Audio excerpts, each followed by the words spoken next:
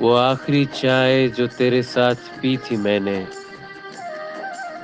جس کا ذائقہ اب کسی چائے میں نہیں آتا، اس آخری آدھے بسکٹ کے کٹے ہوئے کنارے کو میری آنکھوں نے آج بھی سنبھال کر رکھا ہے، اور پیالی کے کونے میں لگی تیرے ہونٹوں کی لالی شاید کبھی مٹ نہ پائے کسی بھی زمانے سے۔ وہ شام کے جس کا موسم ابر آلود تھا،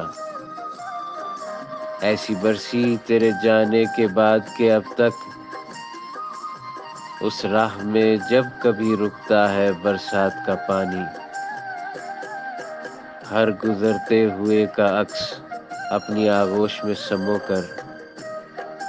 تیری واپسی کی امیدیں بنتا ہے۔ وہ آخری چائے جو تیرے ساتھ پی تھی میں نے۔